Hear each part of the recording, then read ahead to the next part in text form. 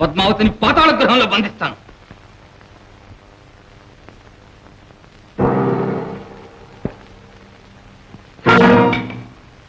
మాతృదేవికి కారాగార శిక్ష, మనోహరుడు ఆ విలయాలని క్షమాభిక్ష వేడుకోవడం, అది 10 మంది పౌరనాయకులు ప్రభువులు ఉండే రాజదర్బారులో ఆ పనికి మారిన వేశ్యను తండ్రి గారే స్వయంగా ఈ శిక్ష విధించారట. కానీ నాయన, ఆయన నీ కన్న తండ్రి అనే మాట మర్చిపోవద్దు.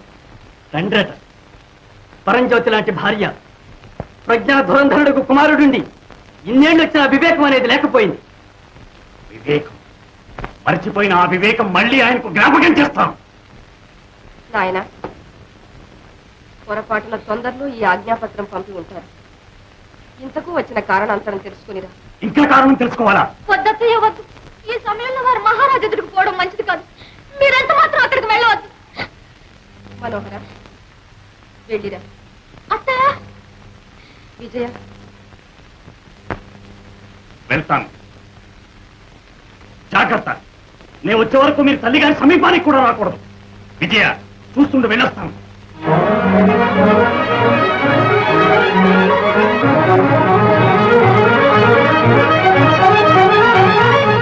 తుఫాను, మహారాజా, ప్రళయ భయంకరమైన తుఫాను.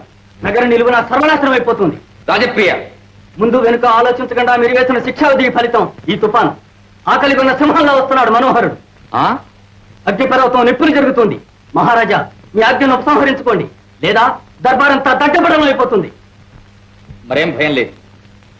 మనోహరుణ్ణి సంఖ్యలతో బంధించి తీసుకురండి.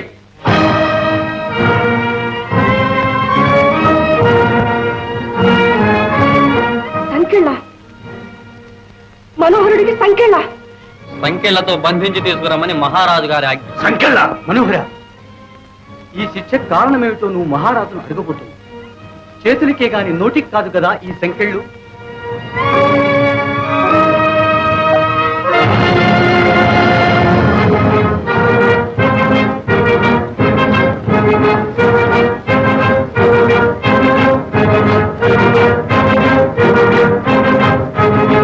మనోహర, మేము ఇలా ఎందుకు పిలిపించామో నీకు తెలుసా?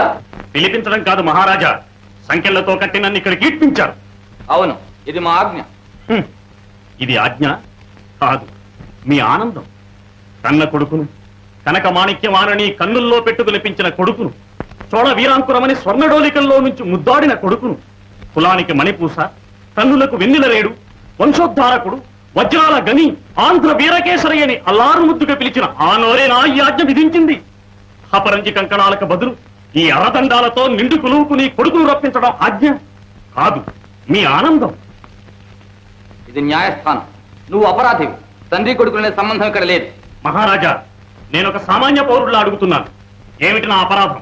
నేను ఎవరికి ఏం ద్రోహం చేశాను? అంతకున్నా, విప్లవకారినా? ఏమిటి నా నేరం? మహారాజా, మాట్లాడరే. ఇదిగో ఈ వీరనాయకులను అడగండి, ప్రజాప్రాతినిధ్యం వహించిన ఈ దేశ నాయకులను అడగండి.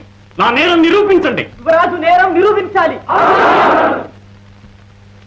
ఇందులో మీకేం జోక్యం లేదు. ఇందులో ప్రజలకి జోక్యమే లేకపోతే ఇంత రాద్ధాంతం ఈ నిండు దర్బారులో ఎందుకు జరగాలి? రాజకుటుంబంలో జరిగిన కల్లోలాన్ని రచ్చకెప్పించడం మీకేం గౌరవమా? చోళవంశ చరిత్రకి ఇదొక ప్రతిష్ట. చాలు. వసంతోత్సవంలో సేనాదేవికి నువ్వు చేసిన అవమానానికి ముందు ఆమెను క్షమాపణ వేడుకో.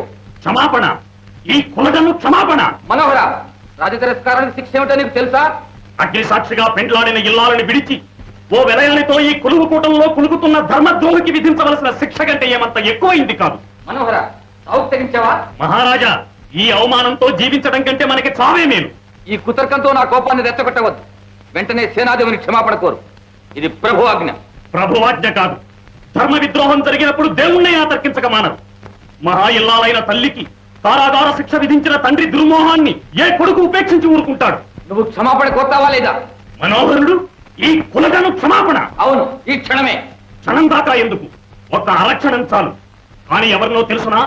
స్వర్గం నుండి దిగొచ్చిన అప్సరసాని ఎవరిని నీవు ఆరాధిస్తున్నావో, వసంత కోకిల, వజ్రాల బొమ్మని ఎవరిని నెత్తినెక్కించుకుని ఊరేగుతున్నావో, కాలకోట విషం కక్కే దాని నాలికలు చీలికలు చేసి అడ్డవచ్చిన నీ పరివారాన్ని నరికేసి వర్షిస్తున్న రక్తధారలతో నా మాతృదేవి పాదాలను అభిషేకించి ఆమెను, నా తల్లిని క్షమాపణ కోరతాను. నిర్వర్తించమన్నారా? ఇలా మీ ఆజ్ఞ నిర్వర్తించమన్నారా? భయపడుతున్నావా? పాపం, పురుషోత్తముడు యుద్ధరంగంలో పులి, కత్తి చూస్తే శత్రు చేయం గడగడలాడిపోయేది. అలాంటి మహావీరుడు ఈ మాయలాడి వల్ల పడి పిట్టలా గిజగిజలాడిపోతున్నాడు. నా నోరు మూస్తే లోకం నోరు మూస్తావా? ఊరు నాడు ఏకమై ఘోషిస్తోంది. అవును, నీవు కులటాపుత్రుడవని ఘోషిస్తూనే ఉంది. ఒకసారి కాదు, 1000 సార్లు అంటాను, నీవు కులటాపుత్రుడవు, కులటాపుత్రుడవు.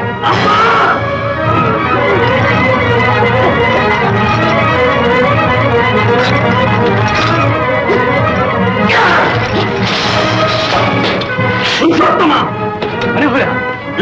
అటలే పురుషోత్తమా, నీ మదనోన్మాదంతో మచ్చలేని ఈ చోళ రాజవంశ మాన మర్యాదలన్నీ మంటగలిసిపోయినాయి. నీ కామాంచంలో కాకి ఎవరో కలహంస ఎవరో కనుక్కోలేకపోతున్నావు. కాలకూట విషాన్ని కమ్మని అమృతం అనుకుని సేవిస్తున్నావు. నా తల్లి ప్రేమ స్వరూపిణి, కారుణ్యమూర్తి, అలాంటి పతివ్రతా శిరోరత్నాన్ని కారుకోతలు కూసిన ఈ చండాలని నీ ఎదుటే గొంతు కోసి పారేస్తాను. ఈ తుట్టె పురుగు విషం తలకెక్కి నీలో జీవం కూడా లేకుండా పోయిందా? ఆగు! రాతితో చేసిన రాజ విగ్రహమా, నీకు బలి చేయడానికి ఇదిగో భక్తుడు. ఈ కరవాలంతో దీని కంఠం నరికి జిల్లును పైకగ జిమ్మే ఆ కవోష్ణ రక్తధారలతో నీకు అభిషేకం చేస్తాను. చూడు నీ అందాలనానికి ఏమవుతుందో. ఎవరు? అమ్మా, నువ్వు ఇక్కడికి ఎందుకు వచ్చావు? పాప పంకిలమైన ఈ దర్బారులో పరమ పవిత్రమైన నీ పాదం ఉంచదగింది కాదమ్మా. మనోహర, నిన్ను ఎక్కడికి తప్పించుకుపోతావు? మనోహర, ఆవేశంలో నిన్ను నువ్వు మర్చిపోతున్నావు. ఉండమ్మా, నేనిక సహించలేను.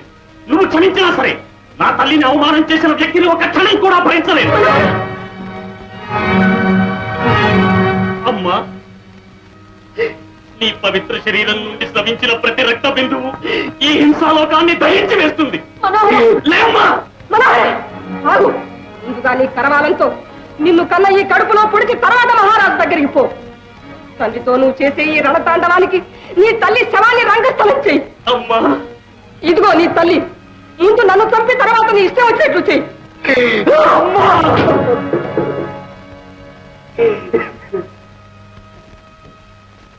అమ్మా, ఇక నేనేం మాట్లాడను. నాకై నేను ఎవరిని చూడనని శపథం చేశాను, వారిని నీ వల్లనే ఇప్పుడు చూడవలసి వచ్చింది.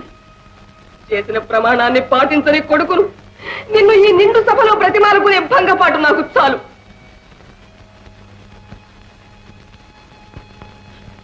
అమ్మా, ఇప్పుడు నన్ను ఏం చేయమంటావు? ఆ కత్తినిలా ఇవ్వు.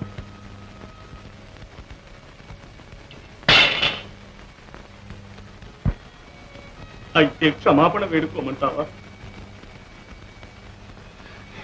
నాయన మనోహర, నీ తల్లి ఓ పిరికి పంద కడుపున పుట్టలేదు. వీరపత్ని, వీరమాత.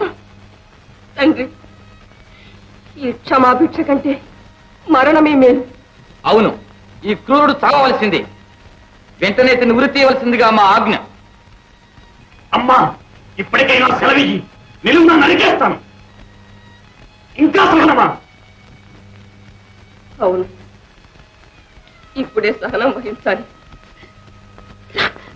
అయితే నేను చావవలసిందే. చావవలసిందేనా? నీ కొడుకు మనోహరుడు చావవలసిందేనా? అవును, చావవలసిందే.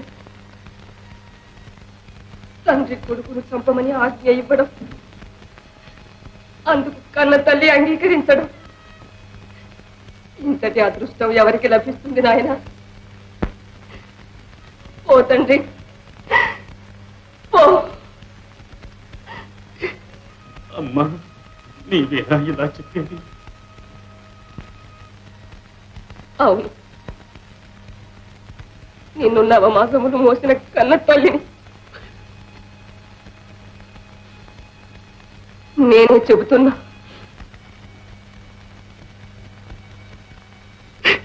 అమ్మా, నిన్ను విడిచిపెట్టి నీ విధిని నిర్వర్తించు. అమ్మా, అమ్మా.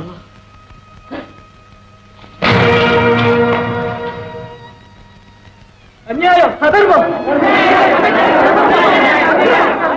శాంతించండి.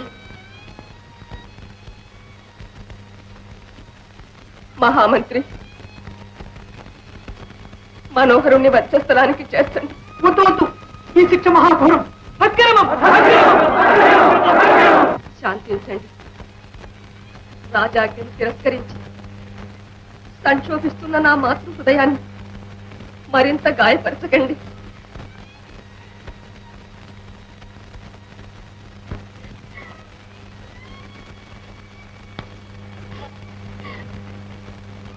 తండ్రి, ఇదే నా కడపటి వీడ్కోలు. తిరిగి పరలోకంలో కలుసుకుందాం.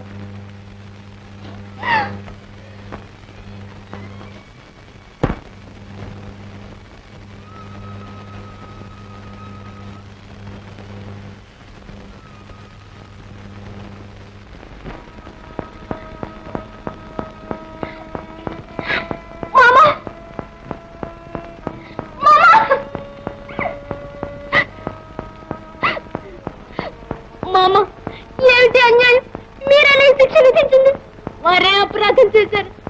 అన్యాయంగా నా భర్తను చంపి నా బ్రతికేడారు చేస్తారా? వద్దు వద్దు, నాకు పతి భిక్ష పెట్టండి. లేదా నా భర్తతో పాటు నన్ను కూడా ఒక్క మారుగా మీ చేతులతో నరికివేయండి. జరగవలసింది ఏదో జరిగిపోయింది. వెళ్ళు, ఇంకా విషయాలు నాకు చెప్పొద్దు. చెప్పడం కాదు మామ, చేతులు జోడించి వేడుకుంటున్నాను. నా ఆశారేఖను తుడిచివేసి అగాధంలోకి నా జీవితం త్రోయవద్దని వేడుకుంటున్నాను. నా జీవన జ్యోతి ఆర్పివేసి అంధకారంలోకి నా బ్రతికేర్చవద్దని బ్రతిమాలుకుంటున్నాను. విశాల హృదయంతో ఈ రోజుల్ని ముక్తపరిచిన వీర కుమారుడికి కట్టతండి చేయవలసిన గౌరవ సన్మానమైంది. న్యాయమా మామ? ధర్మం లేదా? నేను మీ చోళ వంశానికి కోడల్లే వచ్చింది సుఖపట్టానికి, కానీ వైభవ్య దుఃఖం అనుభవించడానికి. మామ మాట్లాడి చెప్పండి మామ. అమ్మా విజయ, ఆ అత్తగారికి తగిన కోడలు. నేను మా మామగారితో మాట్లాడుతున్నాను. మామ, మహారాజా నీకు మామ. ఈ సందేహం వల్లనే ఎన్ని సంకటాలు. నోర్మి కులట. ఏమన్నా? నువ్వే కులటవు. కులటా పుత్రుని కట్టుకున్న భార్య చండాలి. ఈ కులహీనురాలు నన్ను కులటంటే మాత్రం నిజంగానే కులటనయ్యానా? కత్తులు కఠారులే కాదు, పతివ్రతను భగవంతుడు కూడా ఏం చేయలేడు. సేన పాపి, ఎంత దుర్మార్గానికి పూనుకున్నావు? మహారాజా, నన్ను అంతం చేయడానికి విద్రోహం పన్నారు. మరేం భయం లేదు. ఎవరక్కడ? తీసుకెళ్లి బందికానాలు పడాయి.